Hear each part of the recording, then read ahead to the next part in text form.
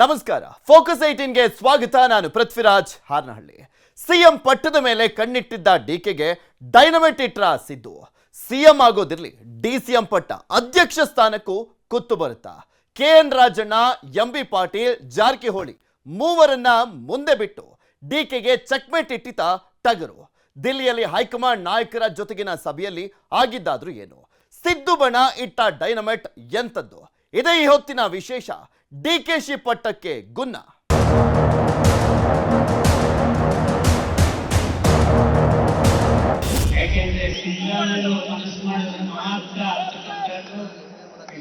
ಆದ್ರಿಂದ ಸಿದ್ದರಾಮಯ್ಯನವ್ರಿಗೆ ಮತ್ತೊಮ್ಮೆ ನಮಸ್ಕಾರ ಮಾಡ್ತಾ, ನೀವು ದಯವಿಟ್ಟು ಡಿ ಕೆ ಶಿವಕುಮಾರ್ ಅವ್ರನ್ನ ಮುಖ್ಯಮಂತ್ರಿಗಳಾಗಿ ಮಾಡಿ ಅಂತ ಕೇಳ್ಕೊಳ್ತಾ ಇದ್ದೀನಿ. ಇದೇ ಮಾತು ಜೂನ್ 27ನೇ ತಾರೀಕು ಗುರುವಾರ ಒಕ್ಕಲಿಗ ಸ್ವಾಮೀಜಿಗಳು ಹೇಳಿದ ಈ ಒಂದೇ ಒಂದು ಮಾತು ಬಿರುಗಾಳಿ ಸೃಷ್ಟಿಸಿತ್ತು. ಬರೀ ಬಿರುಗಾಳಿಯಲ್ಲ, ಬೆಂಕಿ ಬಿರುಗಾಳಿಯನ್ನೇ ಸೃಷ್ಟಿಸಿಬಿಟ್ಟಿತ್ತು. ಒಕ್ಕಲಿಗ ಸ್ವಾಮೀಜಿ ಆಗಿರೋ ಶ್ರೀ ಚಂದ್ರಶೇಖರ ಸ್ವಾಮೀಜಿಗಳು ಆಡಿದ ಈ ಒಂದೇ ಒಂದು ಮಾತು ರಾಜ್ಯ ರಾಜಕೀಯದಲ್ಲಿ ಸುನಾಮಿಯನ್ನೇ ಎಬ್ಬಿಸಿಬಿಟ್ಟಿತ್ತು. ಅಷ್ಟೂ ದಿನಗಳಿಂದ ತಣ್ಣಗಾಗಿದ್ದ ರಾಜ್ಯ ಕಾಂಗ್ರೆಸ್ಸಿನ ಬಣ ಬಡಿದಾಟ ಏಕಾಏಕಿ ಭುಗಿಲೆದ್ದಿದ್ದು ಚಂದ್ರಶೇಖರ ಸ್ವಾಮೀಜಿಗಳ ಇದೇ ಮಾತಿಂದ.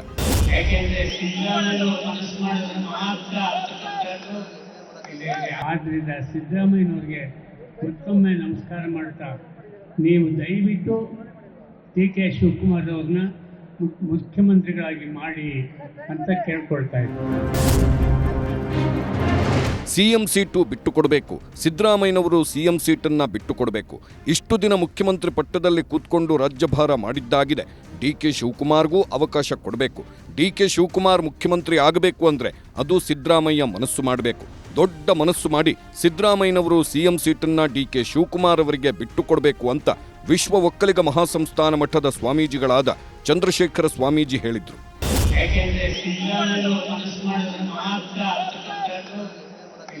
ಆದ್ರಿಂದ ಸಿದ್ದರಾಮಯ್ಯನವ್ರಿಗೆ ಮತ್ತೊಮ್ಮೆ ನಮಸ್ಕಾರ ಮಾಡ್ತಾ, ನೀವು ದಯವಿಟ್ಟು ಡಿ ಕೆ ಶಿವಕುಮಾರ್ ಅವ್ರನ್ನ ಮುಖ್ಯಮಂತ್ರಿಗಳಾಗಿ ಮಾಡಿ ಅಂತ ಕೇಳ್ಕೊಳ್ತಾ ಇದ್ದೀನಿ.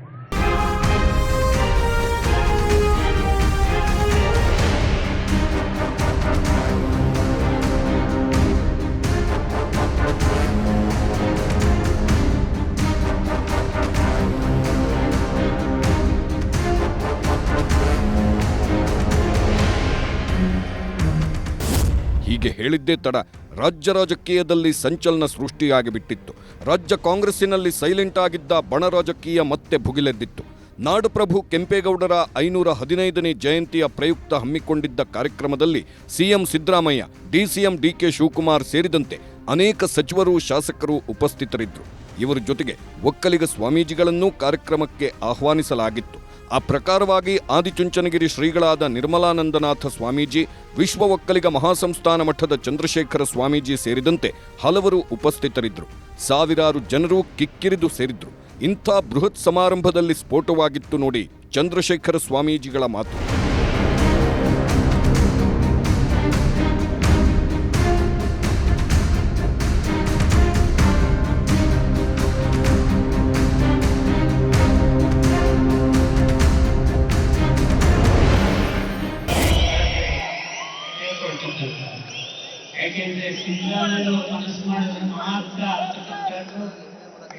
ಆದ್ರಿಂದ ಸಿದ್ದರಾಮಯ್ಯನವ್ರಿಗೆ ಮತ್ತೊಮ್ಮೆ ನಮಸ್ಕಾರ ಮಾಡ್ತಾ, ನೀವು ದಯವಿಟ್ಟು ಡಿ ಕೆ ಶಿವಕುಮಾರ್ ಅವ್ರನ್ನ ಮುಖ್ಯಮಂತ್ರಿಗಳಾಗಿ ಮಾಡಿ ಅಂತ ಕೇಳ್ಕೊಳ್ತಾ ಇದ್ದೀನಿ. ಕೆರಳಿ ಬಿಟ್ಟಿತ್ತು. ಒಕ್ಕಲಿಗ ಸ್ವಾಮೀಜಿ ಹೇಳಿದ ಮಾತುಗಳನ್ನು ಕೇಳಿ ಸಿದ್ದರಾಮಯ್ಯ ಬಣ ಕೆರಳಿ ಬಿಟ್ಟಿತ್ತು. ಅಕ್ಷರಶಃ ನಿಗಿನಿಗಿ ಕೆಂಡವಾಗಿ ಬಿಟ್ಟಿತ್ತು. ಇಷ್ಟು ದಿನ ತಣ್ಣಗಾಗಿದ್ದ ಸಿಎಂ ಪಟ್ಟದ ಮಾತು ದೊಡ್ಡ ಮಟ್ಟದಲ್ಲಿ ಚರ್ಚೆಗೆ ಬಂದಿದ್ದನ್ನ ಕಂಡು ಅದು ಬಹಿರಂಗವಾಗಿ ಒಂದು ಸಮುದಾಯದ ಸ್ವಾಮೀಜಿ ಡಿಕೆಶಿಯನ್ನ ಸಿಎಂ ಮಾಡಿ ನೀವು ಸಿಎಂ ಸ್ಥಾನ ಬಿಟ್ಟುಕೊಡಿ ಅಂತ ಸಿದ್ದರಾಮಯ್ಯನವರಿಗೆ ಹೇಳಿದ್ದು ಸ್ವತಃ ಸಿದ್ದರಾಮಯ್ಯನವರನ್ನೇ ಕೆರಳಿಸಿಬಿಟ್ಟಿತ್ತು. ಸಿದ್ದರಾಮಯ್ಯ ಬಣವಂತೂ ಸ್ವಾಮೀಜಿಗಳ ಮಾತಿಗೆ ಬೆಂಕಿಯಾಗಿ ಬಿಟ್ಟಿತ್ತು.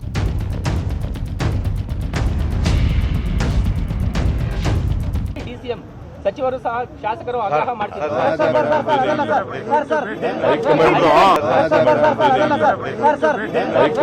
ಅದನ್ನ ಅವ್ರ ಹೈಕಮಾಂಡು ತೀರ್ಮಾನ ತಗೋತಾರೆ. ನನಗೆ ಗೊತ್ತಿಲ್ಲ.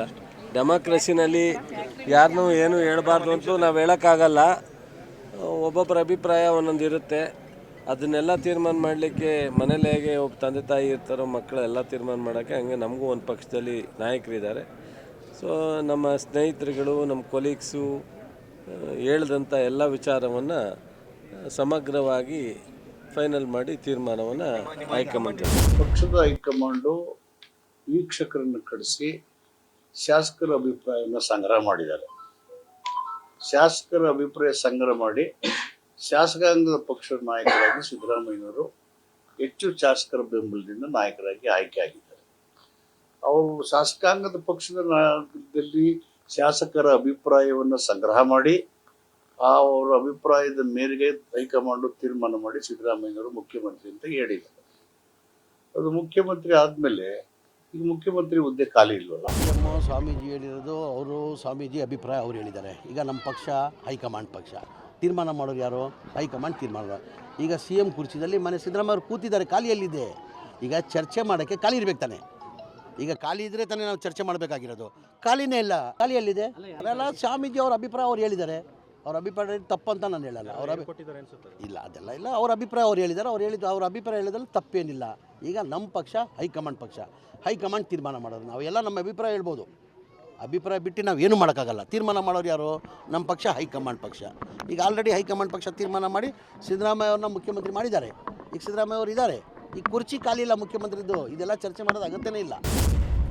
ಮತ್ತೆ ಆಕ್ಟಿವ್ ಆಗಿತ್ತು. ಸಿಎಂ ಸಿದ್ದರಾಮಯ್ಯ ಬಣವನ್ನ ಬಡಿದೆಬ್ಬಿಸಿದ ಡಿಕೆಶಿ ಬಣದ ರಣತಂತ್ರಗಳು ಸಿದ್ದು ಬಣದ ನಾಯಕರನ್ನ ಮತ್ತೆ ಆಕ್ಟಿವ್ ಮಾಡಿತ್ತು. ಸಿಎಂ ಪಟ್ಟದ ಮಾತುಗಳನ್ನೇ ಆಡಬಾರದು ಅಂತ ಹೈಕಮಾಂಡ್ ನಾಯಕರು ಸಿದ್ದರಾಮಯ್ಯ ಬಣಕ್ಕೆ ಆ್ಯಂಡ್ ಡಿಕೆಶಿ ಬಣಕ್ಕೆ ಸೂಚನೆ ಕೊಟ್ಟಿತ್ತು, ಎಚ್ಚರಿಕೆಯನ್ನು ನೀಡಿತ್ತು. ಹಿಂಗಿದ್ರೂ ಆಗಾಗ ಸಿಎಂ ಪಟ್ಟದ ವಿಚಾರಗಳು ಚರ್ಚೆ ಆಗ್ತಾನೇ ಇದ್ವು. ಆದರೆ ಈಗ ಸ್ವತಃ ಒಕ್ಕಲಿಗ ಸ್ವಾಮೀಜಿನೇ ಬಹಿರಂಗ ವೇದಿಕೆಯಲ್ಲಿ ಸಿದ್ದರಾಮಯ್ಯ ಅವರು ತಮ್ಮ ಸೀಟನ್ನು ಬಿಟ್ಟುಕೊಡಬೇಕು ಅಂತ ಹೇಳಿದ್ದು ಸಿದ್ದು ಬಣದ ನಾಯಕರನ್ನ ಕೆಂಡವಾಗಿಸಿಬಿಟ್ಟಿತ್ತು. ಯಾವಾಗ ಚಂದ್ರಶೇಖರ ಸ್ವಾಮೀಜಿ ಇಂಥದ್ದೊಂದು ಸ್ಟೇಟ್ಮೆಂಟನ್ನು ನೀಡಿದ್ರೋ ಸಿದ್ದು ಬಣದ ನಾಯಕರು ಖಂಡಿಸೋದಕ್ಕೆ ಶುರು ಮಾಡಿದ್ರು. ಅಷ್ಟೇ ಅಲ್ಲ, ಇದು ಬೇಕು ಅಂತಾನೇ ಹೇಳಿಸಿದ್ದು ಅಂತ ಸ್ವತಃ ಸಿಎಂ ಸಿದ್ದರಾಮಯ್ಯ ಅವರೇ ಹೇಳಿದ್ರು. ಹಾಗಾದ್ರೆ ಚಂದ್ರಶೇಖರ ಸ್ವಾಮೀಜಿ ಅವರ ಬಾಯಿಂದ ಡಿಕೆಶಿಗೆ ಕುರ್ಚಿ ಬಿಟ್ಟುಕೊಡಬೇಕು ಅಂತ ಬಲವಂತವಾಗಿ ಹೇಳಿಸಿದ್ರ? ಇಂಥದ್ದೊಂದು ಚರ್ಚೆನೂ ಈಗ ಶುರುವಾಗಿದೆ.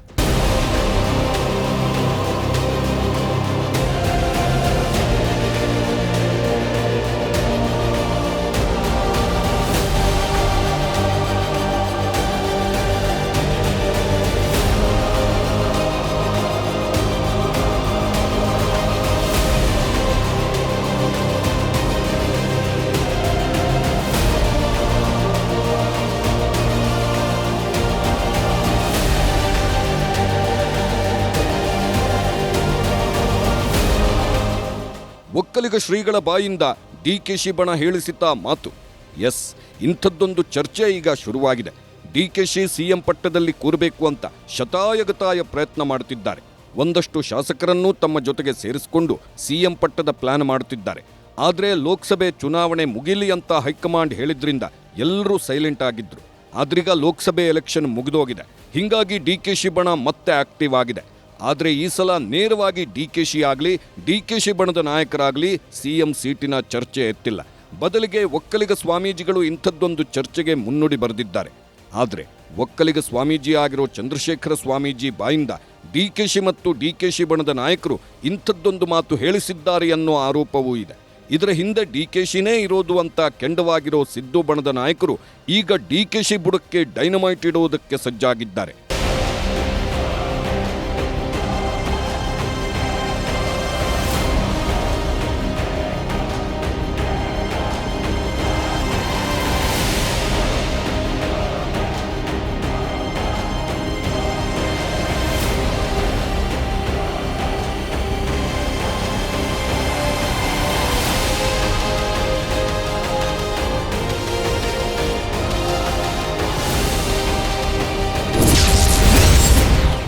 ಸಿಎಂ ಪಟ್ಟದ ಮೇಲೆ ಕಣ್ಣಿಟ್ಟಿದ್ದ ಡಿಕೆಗೆ ಸಿದ್ದು ಟೀಮ್ ಡೈನಮೈಟ್.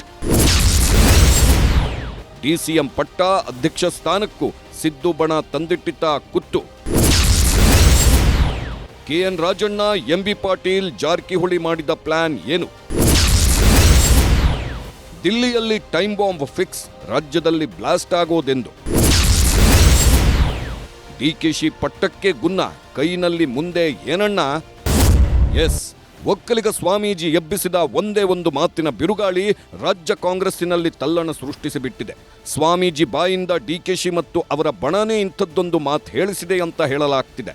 ಆದರೆ ಇಷ್ಟೆಲ್ಲ ಆದಮೇಲೆ ಮಾಧ್ಯಮಗಳ ಮುಂದೆ ಮಾತನಾಡಿದ ಡಿಕೆ ಶಿವಕುಮಾರ್, ಸ್ವಾಮೀಜಿಗಳು ನನ್ನ ಮೇಲಿನ ಪ್ರೀತಿಯಿಂದ ಹೀಗೆ ಹೇಳಿದ್ದಾರೆ, ಆದರೆ ಯಾರ ರೆಕಮೆಂಡೇಶನೂ ನನಗೆ ಬೇಕಿಲ್ಲ, ಇದನ್ನೆಲ್ಲ ಹೈಕಮಾಂಡ್ ತೀರ್ಮಾನಿಸುತ್ತೆ ಅಂತಾನೂ ಅಂದಿದ್ದಾರೆ.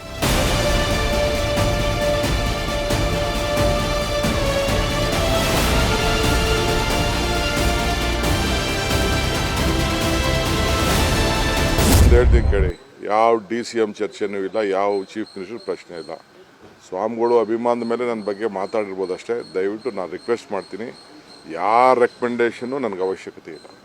ನಾವು ಮಾಡಿರೋ ಕೆಲಸಕ್ಕೆ ನಮ್ಮ ಪಾರ್ಟಿ ಹೈಕಮಾಂಡು ತೀರ್ಮಾನ ಮಾಡ್ತದೆ. ನನಗೆ ಈ CM ವಿಚಾರ ಪಬ್ಲಿಕ್ಕಲ್ಲಿ, ಮಾಧ್ಯಮದಲ್ಲಿ ಡೆಪ್ಟಿ CM ವಿಚಾರ ಯಾವ ಮಂತ್ರಿ ಆಗಲಿ ಮಾಡೋಂಥ ಅವಶ್ಯಕತೆ. ಇನ್ನು ನಾನು ಹೇಳ್ತೀರಲ್ಲ, AICC ಅವರಲ್ಲಿ ನಾನಾಗಲಿ ವಿಧಿ ಇಲ್ಲದೆ ನೋಟಿಸ್ ಕೊಡಬೇಕಾದಂಥ ಅನಿವಾರ್ಯತೆ ಯಾರು ನಮ್ಮ ಶಾಸಕರಾಗಲಿ ಯಾರೇ ಆಗಲಿ ಪ್ರಸ್ತಾವನೆ ಮಾಡಿದ್ರೆ ನಮ್ಮ ಪಾರ್ಟಿಯವರು, ನಾನು ವಿಧಿ ಇಲ್ಲದೆ ನಾನು ಶಿಸ್ತಿನ ಕ್ರಮವನ್ನು ಕೈಗೊಳ್ಳಬೇಕಾಗ್ತದೆ. ಪಾರ್ಟಿಗೆ ಶಿಸ್ತು ಇಂಪಾರ್ಟೆಂಟ್. ಶಿಸ್ತಿಲ್ಲ ಅಂದರೆ ಯಾರೂ ಇಲ್ಲ. ಪಕ್ಷ ತರಬೇಕಾದ್ರೆ ಎಷ್ಟು ಶ್ರಮ ಪಟ್ಟಿದ್ದೀವಿ, ಏನು ಮಾಡಿದ್ದೀವಿ ಅಂತ ನಮ್ಗೆ ಗೊತ್ತಿದೆ.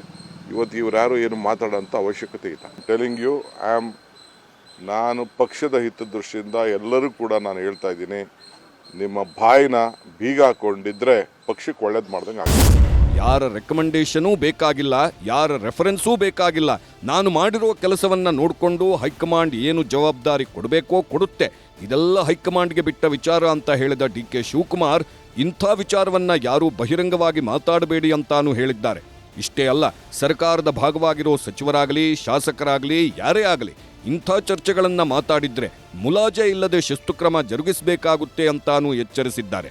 ಆದರೆ ಡಿಕೆಶಿ ಎಚ್ಚರಿಕೆಗೂ ಬಗ್ಗದ ಸಚಿವ KN ರಾಜಣ್ಣ, ನೋಟಿಸ್ ಕೊಟ್ರೆ ಕೊಡ್ಲಿ ಬಿಡಿ, ನಾನು ನೋಡ್ಕೋತೀನಿ ಅಂತ ಗುಡುಗಿದ್ದಾರೆ. ನಾವು ಹೇಳ್ತಕ್ಕಂಥದ್ದಕ್ಕೆ ಏನು ಹೇಳಿದ್ರೆ ಏನು ತಪ್ಪಾಗ್ತದೆ, ಏನು ತಪ್ಪಾಗ್ತದೆ ಕೇಳಬಾರ್ದ ನಾವು? ಏನು ನಾವು ಕೇಳಿದ್ದೆ ತಪ್ಪಾಗ್ತದ? ಕೇಳಿದ್ದೆ ತಪ್ಪಾಗ್ತದೆ ಅಂದರೆ ನಾನು ಎಂಥದೇ ಕ್ರಮ ಬಂದರೂ ನಾನು ಎದುರಿಸಲಿಕ್ಕೆ ಸಿದ್ಧ ಇದ್ದೀನಿ. ವಾರ್ನಿಂಗ್ ನಾನು ಕೇಳ್ತೀನೇನ್ರಿ? ನಾನೇ ರಾಜಣ್ಣನೇ. ನಾನು I am not for power. ಅಧಿಕಾರಕ್ಕೆ ಅಂಟಿಕೊಳ್ಳತಕ್ಕ ಬಾಯಿ ಬೀಗ ಎಲ್ಲರೂ ಹಾಕೋಬೇಕು. ಎಲ್ಲರೂ ಹಾಕೊಂಡು ನಾವು ಹಾಕೋತೀವಿ. ಅವ್ರು ಹೇಳೋದಕ್ಕೆ ಹೇಳೋರು ಬಿಟ್ಬಿಟ್ಟು ಬರೀ ನಮ್ಗೆ ಹೇಳಿದ್ರೆ ನಾವು ಕೇಳೋನೇ ಅಲ್ಲ. ನೋಡಪ್ಪ, ಎಲ್ಲರೂ ಸುಮ್ಮನಿದ್ರೆ ನಾವು ಸುಮ್ಮನೆ ಇರ್ತೀವಿ. ಎಲ್ಲರೂ ಸುಮ್ಮನೆ ಇಲ್ಲದೆ ಅವ್ರು ಹೇಳಕ್ ಬಿಟ್ಬಿಟ್ಟು ಅಂದ್ರೆ ಈಗ ಆಯ್ತು. ಈಗ ಸಿದ್ದರಾಮಯ್ಯನವರನ್ನ ನೀವು ರಾಜೀನಾಮೆ ಕೊಟ್ಬಿಟ್ಟು ಇವ್ರಿಗೆ ಮುಖ್ಯಮಂತ್ರಿ ಮಾಡಿ ಅಂತ ಹೇಳಿ ಒಬ್ರು ಅಭಿಪ್ರಾಯ ವ್ಯಕ್ತಪಡೋದು ಕೇಳಿಸ್ಕೊಂಡು ಸುಮ್ಮನೆ ಇರೋಕ್ಕಾಗ್ತದ? ಕೇಳ್ಕೊಂಡು ಸುಮ್ಮನೆ ಇರೋಕ್ಕಾಗ್ತದೆ ಅಂದ್ರೆ ಏನು ಅವ್ರು ಮಾಡಿದ್ರೇನ್ರಿ? ಮಾಡಿರ್ತಕ್ಕಂಥದ್ದು ಕಾಂಗ್ರೆಸ್ ಹೈಕಮಾಂಡು ಮತ್ತೆ ಇಲ್ಲಿನ ಶಾಸಕರ ಅಭಿಪ್ರಾಯದ ಮೇಲೆ ಮುಖ್ಯಮಂತ್ರಿ ಉಪಮುಖ್ಯಮಂತ್ರಿ ಆಗಿರೋದು. ಆಗಿದ್ರೆ ಸ್ವಾಮಿಗಳು ಹೇಳ್ದಂಗೆ ಮುಖ್ಯಮಂತ್ರಿಗಳು ಮಾಡೋದಾಗಿದ್ರೆ ಶಾಮನೂರು ಶಿವಶಂಕರಪ್ಪನ್ನು ಮುಖ್ಯಮಂತ್ರಿ ಮಾಡಿ ಅಂತ ಸ್ವಾಮಿಗಳು ಹೇಳ್ತಾರೆ. ಈಗ ನಮ್ಮ ಸಮುದಾಯದ ಸ್ವಾಮಿಗಳು ಸತೀಶ್ ಜಾರಕಿಹೊಳಿ ಮುಖ್ಯಮಂತ್ರಿ ಮಾಡಿ ಅಂತಾರೆ. ಏನು ಸ್ವಾಮಿಗಳು ಹೇಳ್ದಂಗೆಲ್ಲ ಮುಖ್ಯಮಂತ್ರಿಗಳು ಮಾಡೋಕ್ಕಾಗ್ತದ? ಸ್ವಾಮೀಜಿ ಹೇಳ್ದಂಗೆ CM ಸೀಟನ್ನ ಸಿದ್ದರಾಮಯ್ಯ ಬಿಟ್ಟು ಕೊಡಬೇಕಾ? ಸಿದ್ದರಾಮಯ್ಯ ಅವರನ್ನ CM ಮಾಡಿದ್ದು ಅವರ ಅಂತ ಖಾರವಾಗಿನೇ ಪ್ರಶ್ನೆ ಮಾಡಿದ ಸಚಿವ ರಾಜಣ್ಣ, ಮೊದಲು ಅವರೆಲ್ಲ ಬಾಯಿಗೆ ಬೀಗ ಹಾಕ್ಕೊಳ್ಳಿ, ಅವ್ರು ಹಂಗೆಲ್ಲ ಮಾತಾಡಿದ್ರೆ ನಾವು ಸುಮ್ಮನೆ ಇರೋದಕ್ಕಾಗುತ್ತಾ ಅಂತ DK ಶಿವಕುಮಾರ್ಗೆ ಡಬಲ್ ಡಿಚ್ಚಿ ಕೊಟ್ರು.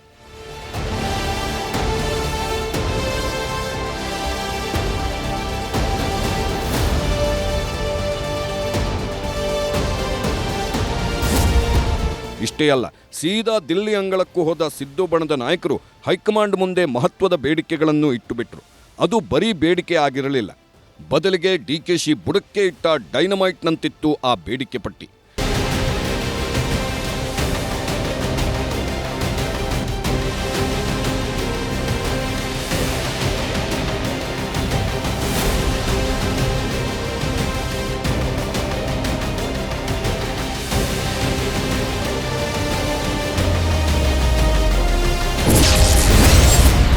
ಕೆಪಿಸಿಸಿ ಅಧ್ಯಕ್ಷ ಪ್ಲಸ್ DCM ಪಟ್ಟ, 2 ಹುದ್ದೆಯಲ್ಲಿರೋ ಡಿಕೆಗೆ ಗುನ್ನ. ಕೆಪಿಸಿಸಿ ಅಧ್ಯಕ್ಷರ ಬದಲಾವಣೆ ಪ್ರಸ್ತಾಪ ಮಂಡಿಸಿದ ಸಿದ್ದು ಟೀಮ್.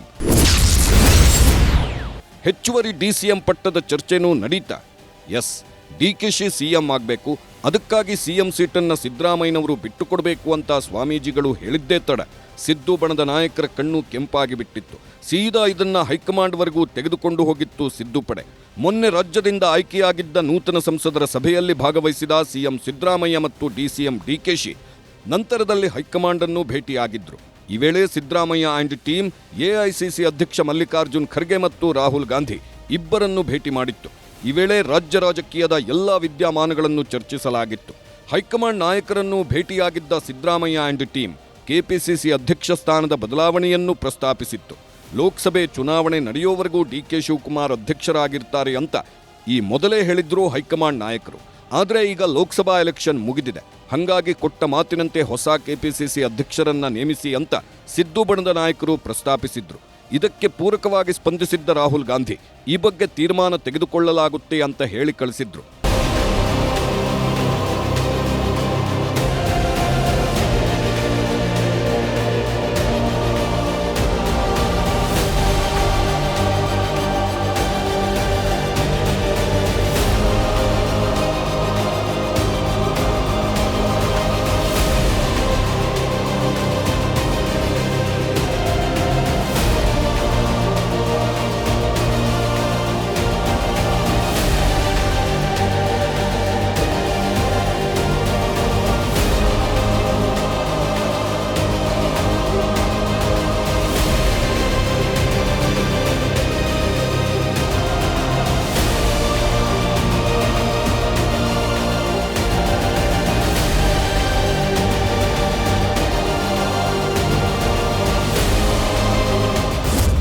ಡಿಕೆ ಶಿವಕುಮಾರ್ ರಾಜ್ಯ ಸರ್ಕಾರದಲ್ಲಿ ಡಿಸಿಎಂ ಆಗಿದ್ದಾರೆ.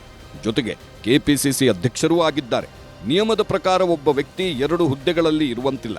ಅದೂ ಅಲ್ಲದೆ ಲೋಕಸಭೆ ಎಲೆಕ್ಷನ್ನು ಮುಗಿದಿರೋದ್ರಿಂದ ಕೆಪಿಸಿಸಿ ಅಧ್ಯಕ್ಷರನ್ನ ಬದಲಾಯಿಸಿ ಅಂತ ಬೇಡಿಕೆ ಇಟ್ಟಿದ್ರು ಸಿದ್ದು ಬಣದ ನಾಯಕರು.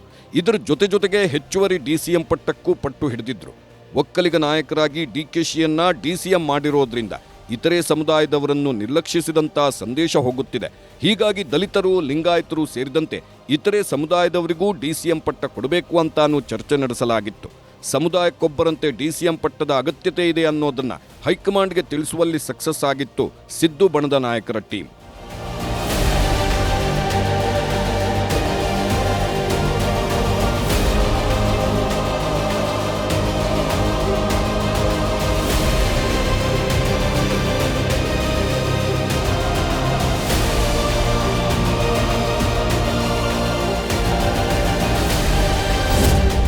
ಕೆಪಿಸಿಸಿ ಅಧ್ಯಕ್ಷ ಸ್ಥಾನವನ್ನ ಮೊದಲು ಟಾರ್ಗೆಟ್ ಮಾಡಿದ ಸಿದ್ದು ಬಣದ ನಾಯಕರು ಲೋಕಸಭೆ ಎಲೆಕ್ಷನ್ ಮುಗಿದಿರೋದ್ರಿಂದ ಅಧ್ಯಕ್ಷರ ಬದಲಾವಣೆಗೆ ಪಟ್ಟು ಹಿಡಿದಿದ್ದಾರೆ. ಆ ಮೂಲಕ ಅಧ್ಯಕ್ಷ ಸ್ಥಾನದ ಪಟ್ಟವನ್ನ ಡಿಕೆಶಿಯಿಂದ ಕಿತ್ತುಕೊಂಡು ತಮ್ಮ ಬಣದವರಿಗೆ ಕೊಡಿಸಬೇಕು ಅಂತ ಸಿಎಂ ಸಿದ್ದರಾಮಯ್ಯ ಆಲ್ರೆಡಿ ಪ್ಲಾನ್ ಮಾಡಿದ್ದಾರೆ. ಇದರ ಜೊತೆಗೆ ಹೆಚ್ಚುವರಿ ಡಿಸಿಎಂ ನೇಮಕ ಮಾಡಿ ಡಿಕೆಶಿಯ ವೆಯ್ಟೇಜ್ ಅನ್ನ ಕಡಿಮೆ ಮಾಡುವುದು ಸಿದ್ದು ಟೀಮಿನ ಪ್ಲಾನ್ ಆಗಿದೆ. ಹೆಚ್ಚುವರಿ ಡಿಸಿಎಂಗಳು ಇದ್ದರೆ ಭವಿಷ್ಯದಲ್ಲಿ ಡಿಕೆಶಿ ಡಲ್ ಆಗಿ ಬಿಡುತ್ತಾರೆ. ಆ ಮೂಲಕ ಡಿಕೆಶಿ ಆಟಕ್ಕೆ ಬ್ರೇಕ್ ಹಾಕಿದಂತಾಗುತ್ತೆ ಅನ್ನೋದು ಸಿದ್ದು ಬಣದ ಲೆಕ್ಕಾಚಾರ. ಇದೇ ಕಾರಣಕ್ಕೆ ಕೆಪಿಸಿಸಿ ಅಧ್ಯಕ್ಷ ಸ್ಥಾನದಿಂದ ಡಿಕೆಶಿಯನ್ನ ಇಳಿಸೋದು, ಹೆಚ್ಚುವರಿ ಡಿಸಿಎಂಗಳನ್ನು ನೇಮಿಸೋದು, ಈ 2 ಅಸ್ತ್ರಗಳನ್ನು ಪ್ರಯೋಗಿಸುವ ಮೂಲಕ ಬಂಡೆಯನ್ನೇ ಪುಡಿಗಟ್ಟುವ ಪ್ಲಾನ್ ಮಾಡಿದೆ ಟಗರು ಪಡೆ.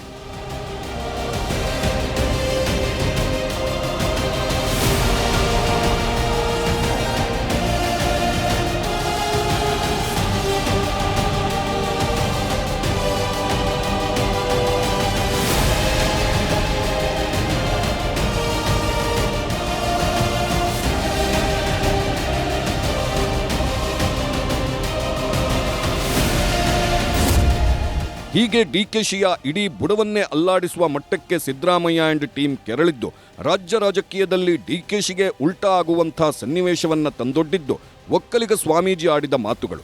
ಸಿಎಂ ಸೀಟು ಬಿಟ್ಟುಕೊಡಿ ಅಂತ ತುಂಬಿದ ಸಭೆಯಲ್ಲಿ ಸಿದ್ದರಾಮಯ್ಯನವರಿಗೆ ಹೇಳಿದ್ರೆ ಅದು ಒಕ್ಕಲಿಗರನ್ನ ಸೆಂಟಿಮೆಂಟ್ ಆಗಿ ಮುಟ್ಟುತ್ತೆ. ಒಕ್ಕಲಿಗರೆಲ್ಲ ಒಂದಾಗಿ ಡಿಕೆಶಿಯ ಸಿಎಂ ಪಟ್ಟಕ್ಕಾಗಿ ಸೆಟೆದು ನಿಲ್ತಾರೆ ಅನ್ನೋ ಲೆಕ್ಕಾಚಾರ ಇತ್ತು. ಆದರೆ ಈಗ ಅದೇ ಮಾತು ಡಿಕೆಶಿಗೆ ಉಲ್ಟಾ ಹೊಡೆಯುತ್ತಿದೆ. ಸಿಎಂ ಪಟ್ಟ ದಕ್ಕೋದಿರಲಿ, ಈಗಿರೋ ಕೆಪಿಸಿಸಿ ಅಧ್ಯಕ್ಷ ಸ್ಥಾನ ಉಳಿದ್ರೂ ಸಾಕು ಅನ್ನೋ ಮಟ್ಟಕ್ಕೆ ವಿಚಾರ ಬಿಗಡಾಯಿಸಿದೆ.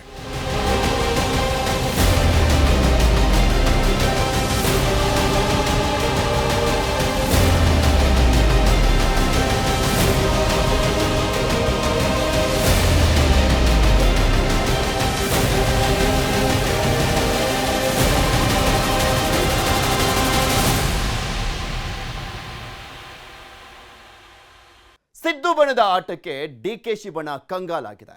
ಇದರಿಂದ ಡಿಕೆಶಿ ಬಣ ಕೊತ್ತ ಅಂತ ಕುದಿತಾ ಇದೆ. ಇಂಥ ಸಿಟ್ಟಿನಲ್ಲೇ ಡಿಕೆಶಿ ಅಂಡ್ ಟೀಮ್ ಈಗ ಅತಿದೊಡ್ಡ ಬ್ರಹ್ಮಾಸ್ತ್ರವನ್ನೇ ಪ್ರಯೋಗ ಮಾಡಿದೆ. ಅಷ್ಟಕ್ಕೂ ಸಿದ್ದು ಬಣದ ಮೇಲೆ ಡಿಕೆ ಬಣದ ತಿರುಗುಬಾಣ ಎಂತದ್ದು ಗೊತ್ತಾ? ಆ ಕಡೆ ಸಿದ್ದರಾಮಯ್ಯ ಬಣದ ತಂತ್ರಗಳು, ಈ ಕಡೆ ಡಿಕೆಶಿ ಬಣದ ತಿರುಗುಬಾಣಗಳು. ಸಿಎಂ ಸೀಟಿಗಾಗಿ ಇಬ್ಬರು ಘಟಾನುಘಟಿಗಳ ಜಿದ್ದಿನ ಸಮರ. ಜಿದ್ದಿಗೆ ಬಿದ್ದ ಸಿದ್ದು ಪಡೆ ದಿಲ್ಲಿಗೆ ಹೋಗಿ ಡಿಕೆಶಿ ಬುಡಕ್ಕೆ ಡೈನಮೈಟ್ ಇಟ್ಟು ಬಿಟ್ರು. ಆಮೇಲೆ ನಡೆದಿದ್ದೆ ರಣರೋಚಕ. ಹೇಳ್ತೀನಿ ಕೇಳಿ, ಯಾವ DCM ಚರ್ಚೆನೂ ಇಲ್ಲ, ಯಾವ ಚೀಫ್ ಮಿನಿಸ್ಟರ್ ಪ್ರಶ್ನೆ ಇಲ್ಲ. ಸ್ವಾಮಿಗಳು ಅಭಿಮಾನದ ಮೇಲೆ ನನ್ನ ಬಗ್ಗೆ ಮಾತಾಡಿರ್ಬೋದು ಅಷ್ಟೇ. ದಯವಿಟ್ಟು ನಾನು ರಿಕ್ವೆಸ್ಟ್ ಮಾಡ್ತೀನಿ, ಯಾರ ರೆಕಮೆಂಡೇಷನ್ನು ನನಗೆ ಅವಶ್ಯಕತೆ ಇಲ್ಲ. ನಾವು ಮಾಡಿರೋ ಕೆಲಸಕ್ಕೆ ನಮ್ಮ ಪಾರ್ಟಿ ಹೈಕಮಾಂಡು ತೀರ್ಮಾನ ಮಾಡ್ತದೆ. ನನಗೆ ಈ CM ವಿಚಾರ ಪಬ್ಲಿಕ್ಕಲ್ಲಿ, ಮಾಧ್ಯಮದಲ್ಲಿ ಡೆಪ್ಟಿ CM ವಿಚಾರ ಯಾವ ಮಂತ್ರಿ ಆಗಲಿ ಮಾಡೋಂಥ ಅವಶ್ಯಕತೆ. ಇನ್ನು ನಾನು ಹೇಳ್ತೀರಲ್ಲ, AICC ಅವರಲ್ಲಿ ನಾನಾಗಲಿ ವಿಧಿ ಇಲ್ಲದೆ ನೋಟಿಸ್ ಕೊಡಬೇಕಾದಂಥ ಅನಿವಾರ್ಯತೆ ಯಾರು ನಮ್ಮ ಶಾಸಕರಾಗಲಿ ಯಾರೇ ಆಗಲಿ ಪ್ರಸ್ತಾವನೆ ಮಾಡಿದ್ರೆ ನಮ್ಮ ಪಾರ್ಟಿಯವರು, ನಾನು ವಿಧಿ ಇಲ್ಲದೆ ನಾನು ಶಿಸ್ತಿನ ಕ್ರಮವನ್ನು ಕೈಗೊಳ್ಳಬೇಕಾಗ್ತದೆ. ಪಾರ್ಟಿಗೆ ಶಿಸ್ತು ಇಂಪಾರ್ಟೆಂಟ್. ಶಿಸ್ತಿಲ್ಲ ಅಂದರೆ ಯಾರೂ ಇಲ್ಲ. ಹಿಂಗೆ ಅವತ್ತು DK ಶಿವಕುಮಾರ್ ರಾಜಣ್ಣ ಮೇಲೆ ಗರಂ ಆಗಿದ್ರು. CM ವಿಷಯ ಆಗಲಿ DCM ವಿಷಯ ಆಗಲಿ ಬಹಿರಂಗವಾಗಿ ಯಾರೇ ಮಾತಾಡಿದ್ರು ಅಂಥವರ ವಿರುದ್ಧ ಶಿಸ್ತು ಕ್ರಮ ಜರುಗಿಸ್ತೀವಿ ಅಂತ DK ಶಿವಕುಮಾರ್ ಖಡಕ್ಕಾಗಿ ವಾರ್ನಿಂಗೂ ಮಾಡಿದ್ರು. ಆದರೆ DKಶಿ ವಾರ್ನಿಂಗ್ಗೆ ಸಚಿವ ರಾಜಣ್ಣ ಕ್ಯಾರೆ ಅನ್ನಲಿಲ್ಲ. ನೋಟಿಸ್ ಕಳಿಸಿದ್ರೆ ಕಳಿಸ್ಲಿ, ನಾನು ನೋಡ್ತೀನಿ ಅಂದಿದ್ರು. ಆ ಕಡೆ ಸಿದ್ದು ಬಣ, ಈ ಕಡೆ DK ಬಣ. ಈ ಎರಡೂ ಬಣಗಳ ಬಡಿದಾಟ ವಿಪಕ್ಷಗಳಿಗೂ ಆಹಾರವಾಗಿತ್ತು. ಇವರ ಮಧ್ಯದಲ್ಲೇ ಇಷ್ಟೊಂದು ಬಿರುಕಿದೆ, ಇವರು ಇನ್ನೆಂಥ ಸರ್ಕಾರ ನಡೆಸ್ತಾರೆ ಅಂತಾನು ವ್ಯಂಗ್ಯವಾಡಿದ್ರು. ನಿರಂತರವಾಗಿ ಆಡಳಿತದ ಮುಖ್ಯಮಂತ್ರಿ ಯಾರಾಗಬೇಕು, DCM ಯಾರಾಗಬೇಕು, ಮಂತ್ರಿ ಯಾರಾಗಬೇಕು, ಯಾರ ಖಾತೆ ಯಾರಿಗೆ ಬೇಕು ಅನ್ನುವಂಥ ಜಗಳ ನಡೀತಾ ಇದ್ರೆ ಜನ ಇವತ್ತು ಅಭಿವೃದ್ಧಿ ಕೆಲಸವನ್ನು ಮರೀತಾರೆ, ಕಾನೂನು ಸುವ್ಯವಸ್ಥೆ ಹಾಳಾಗಿದ್ದನ್ನು ಮರೀತಾರೆ. ಇವತ್ತು ನೀರು ಕೊಡೋಕ್ಕಾಗ್ತಾ ಇಲ್ಲ, ವಿದ್ಯುತ್ ಉತ್ಪಾದನೆ ಆಗ್ತಾ ಇದ್ರೂ ಕೂಡ ಹಳ್ಳಿಗಳಲ್ಲಿ ಇವತ್ತು ವಿದ್ಯುತ್ ಸಿಗ್ತಾ ಇಲ್ಲ. ಇದೆಲ್ಲವನ್ನ ಮರೆಸೋದಕ್ಕೆ ಕಾಂಗ್ರೆಸ್ ನಾಟಕ ಆಡ್ತಾ ಇದೆ.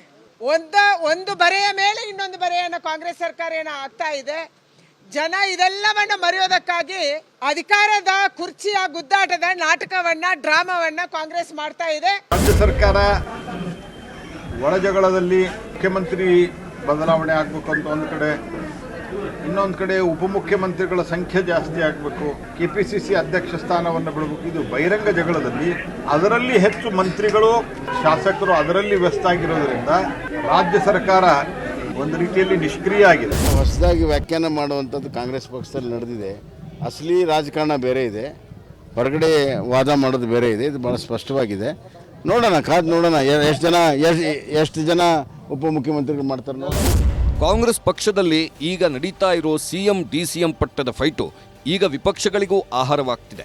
ಆದರೆ ಇದರ ಬಗ್ಗೆ ತಲೆಕೆಡಿಸಿಕೊಳ್ಳದ ಎರಡೂ ಬಣದ ಮುಖಂಡರು ಒಂದೊಂದು ರೀತಿಯಲ್ಲಿ ಸ್ಟ್ರಾಟಜಿ ಮಾಡುತ್ತಿದ್ದಾರೆ, ಒಂದೊಂದು ರೀತಿಯಲ್ಲಿ ಬಹಿರಂಗವಾಗಿ ಹೇಳಿಕೆಗಳನ್ನು ನೀಡುತ್ತಿದ್ದಾರೆ. ಅದರಲ್ಲೂ ಸಿದ್ದು ಬಣ ದಿಲ್ಲಿಗೆ ಹೋಗಿ ಹೂಡಿದ ಬಾಣಕ್ಕೆ ಇತ್ತ DKಶಿ ಪಡೆ ಕಂಗಾಲಾಗಿ ಬಿಟ್ಟಿದೆ. ನಿಯಮದ ಪ್ರಕಾರ KPCC ಅಧ್ಯಕ್ಷರ ಬದಲಾವಣೆ ಆಗಬೇಕಿದೆ, ಅದನ್ನ ಈ ಕೂಡಲೇ ಮಾಡಿ ಅಂತ ಹೇಳಿದ್ದಾರೆ ಸಿದ್ದು ಬಣದ ನಾಯಕರು. ಆ ಮೂಲಕ ಮೊದಲು ಅಧ್ಯಕ್ಷ ಪಟ್ಟ ಕಿತ್ಕೊಂಡು ನಂತರ ಡಿಚ್ಚಿ ಕೊಡಬೇಕು ಅಂತ ತಂತ್ರ ರೂಪಿಸಲಾಗಿದೆ. KPCC ಅಧ್ಯಕ್ಷ ಸ್ಥಾನದ ರೇಸ್ನಲ್ಲಿ ಸತೀಶ್ ಜಾರಕಿಹೊಳಿ, MB ಪಾಟೀಲ್. ಇನ್ನು KPCC ಅಧ್ಯಕ್ಷನ ಪಟ್ಟದಲ್ಲಿ DK ಶಿವಕುಮಾರ್ ಕೂತಿದ್ದಾರೆ. ಲೋಕಸಭಾ ಎಲೆಕ್ಷನ್ ಮುಗಿದಿರೋದ್ರಿಂದ ನಿಯಮದ ಪ್ರಕಾರ ಹೊಸ ಸಾರಥಿಯನ್ನ ನೇಮಿಸಬೇಕಿದೆ. ಹಾಗಾಗಿ ದಯವಿಟ್ಟು ಈ ಬಗ್ಗೆ ಕ್ರಮ ಕೈಗೊಳ್ಳಿ ಅಂತ ಸಿದ್ದು ಬಣದ ನಾಯಕರು ಹೈಕಮಾಂಡ್ ಮುಂದೆ ಬೇಡಿಕೆ ಇಟ್ಟಿದ್ದಾರೆ. DKಶಿ ಅಧ್ಯಕ್ಷ ಪಟ್ಟದಿಂದ ಇಳಿತಾ ಇದ್ದಂತೆ ಅಲ್ಲಿ ತಮ್ಮ ಬಣದ ನಾಯಕರನ್ನ ಕೂರಿಸೋದಕ್ಕೆ CM ಸಿದ್ದರಾಮಯ್ಯ ಆಲ್ರೆಡಿ ಪ್ಲಾನ್ ಮಾಡಿದ್ದಾರೆ. ಅದರಂತೆ ಸದ್ಯ ಇಬ್ಬರ ಹೆಸರು ಓಡಾಡುತ್ತಿದೆ. ಅವರೇ ಸತೀಶ್ ಜಾರಕಿಹೊಳಿ ಮತ್ತು MB ಪಾಟೀಲ್. ಲಿಂಗಾಯತ ಅಥವಾ ದಲಿತ ಸಮುದಾಯಕ್ಕೆ ಅಧ್ಯಕ್ಷ ಪಟ್ಟ. ಇನ್ನು KPCC ಅಧ್ಯಕ್ಷ ಸ್ಥಾನದಲ್ಲಿ ತಮ್ಮ ಬಣದ ನಾಯಕರನ್ನ ತಂದು ಕೂರಿಸೋದಕ್ಕೆ CM Siddaramaiah already master plan ಮಾಡಿದ್ದಾರೆ ಅಂತ ಹೇಳಲಾಗ್ತಿದೆ. ಅದರಲ್ಲೂ ದಲಿತ ಸಮುದಾಯಕ್ಕೆ ಸೇರಿದ ಸತೀಶ್ ಜಾರಕಿಹೊಳಿ ಅವರ ಹೆಸರು ಮುಂಚೂಣಿಯಲ್ಲಿದೆ. ಸತೀಶ್ ಜಾರಕಿಹೊಳಿ ಸಿದ್ದರಾಮಯ್ಯನವರ ಪರಮಾಪ್ತರಲ್ಲಿ ಒಬ್ಬರು. AICC ಮಟ್ಟದಲ್ಲೂ ಕಾರ್ಯನಿರ್ವಹಿಸಿದ ಅನುಭವ ಇದೆ, ಪಕ್ಷ ಸಂಘಟಿಸಿದ ಛಾತಿ ಇದೆ. ಅದು ಅಲ್ಲದೆ DKಶಿ ಮೇಲೆ ಮುನಿಸೂ ಇದೆ. ಬೆಳಗಾವಿ ವಿಚಾರದಲ್ಲಿ ಲಕ್ಷ್ಮೀ ಹೆಬ್ಬಾಳ್ಕರ್ ಪರವಾಗಿ DK ಶಿವಕುಮಾರ್ ಹಲವು ಬಾರಿ ಮೂಗು ತೂರಿಸಿದ್ದಕ್ಕೆ ಸತೀಶ್ಗೆ ಸಿಟ್ಟಿದೆ. ಹಾಗಾಗಿ DKಶಿಯನ್ನ ಪಟ್ಟದಿಂದ ಇಳಿಸಿ ಆ ಜಾಗಕ್ಕೆ ಸತೀಶ್ ಜಾರಕಿಹೊಳಿಯನ್ನ ಕೂರಿಸೋದಕ್ಕೂ ಪ್ಲಾನ್ ನಡೆಯುತ್ತಿದೆ. ಇನ್ನು ಲಿಂಗಾಯತರ ಪ್ರಬಲ ನಾಯಕ ಎಂಬಿ ಪಾಟೀಲ್ ಅವರನ್ನು ಕೆಪಿಸಿಸಿ ಅಧ್ಯಕ್ಷ ಸ್ಥಾನದಲ್ಲಿ ಕೂರಿಸುವ ಬಗ್ಗೆ ಚಿಂತನೆ ನಡೆಸುತ್ತಿದೆ ಸಿದ್ದು ಆ್ಯಂಡ್ ಟೀಮ್. ಯಾಕಂದ್ರೆ ಬಿಜೆಪಿ ಲಿಂಗಾಯತರಿಗೆ ಹೆಚ್ಚಿನ ಪ್ರಾಶಸ್ತ್ಯ ನೀಡುತ್ತಿದೆ. BS ಯಡಿಯೂರಪ್ಪ, ಜಗದೀಶ್ ಶೆಟ್ಟರ್, ಬಸವರಾಜ ಬೊಮ್ಮಾಯಿ ಹೀಗೆ ಲಿಂಗಾಯತರನ್ನೇ ಸಿಎಂ ಮಾಡಿದೆ. ಇಷ್ಟು ಸಾಲದು ಅಂತ ಈಗ BS ಪುತ್ರ ವಿಜಯೇಂದ್ರ ಅವರನ್ನು ರಾಜ್ಯಾಧ್ಯಕ್ಷ ಮಾಡಲಾಗಿದೆ. ಹಿಂಗಿರುವಾಗ ಕಾಂಗ್ರೆಸ್ ಕೂಡ ಲಿಂಗಾಯತರನ್ನ ಕೆಪಿಸಿಸಿ ಅಧ್ಯಕ್ಷ ಸ್ಥಾನದಲ್ಲಿ ಕೂರಿಸಿದ್ರೆ ಲಾಭ ಹೆಚ್ಚು ಅನ್ನೋದು ಸಿದ್ದು ಪ್ಲಾನ್. ಇದನ್ನ ಹೈಕಮಾಂಡ್ ಮುಂದೇನೂ ಚರ್ಚಿಸಲಾಗಿದೆ ಅಂತ ಹೇಳಲಾಗ್ತಿದೆ.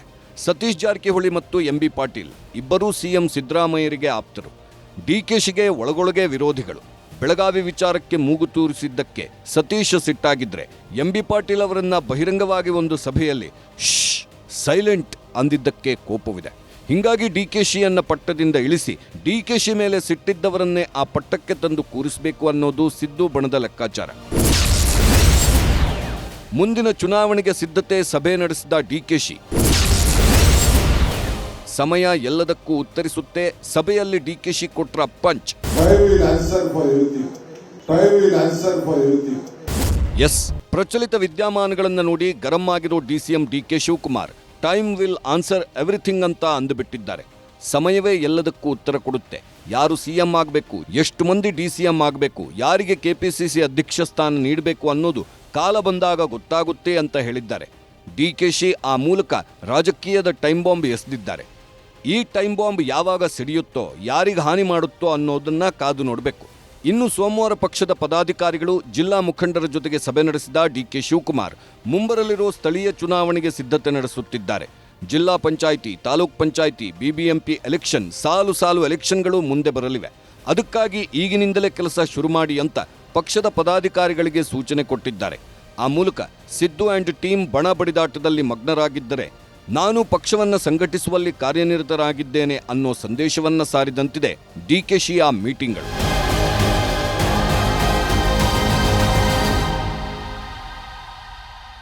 ನೋಡಿದ್ರಲ್ಲ ವೀಕ್ಷಕರೇ, ರಾಜ್ಯ ಕಾಂಗ್ರೆಸ್ನಲ್ಲಿ ನಡ್ತಾ ಇರುವಂತಹ ಹೈ ಡ್ರಾಮಾಗಳನ್ನ, ಸಿದ್ದು ಬಣದ ರಣತಂತ್ರಗಳು ಒಂದ್ ಕಡೆ ಆದ್ರೆ ಡಿಕೆಶಿಯ ತಿರುಮಂತ್ರಗಳು ಮತ್ತೊಂದು ಕಡೆ.